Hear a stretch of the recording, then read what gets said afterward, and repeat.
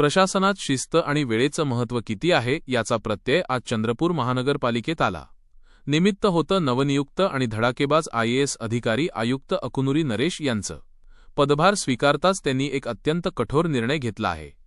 आज सकाळी महानगरपालिकेची अधिकृत कार्यालयीन वेळ होती सकाळी 10 वाजताची. आयुक्त नरेश हे वेळेवर कार्यालयात दाखल झाले.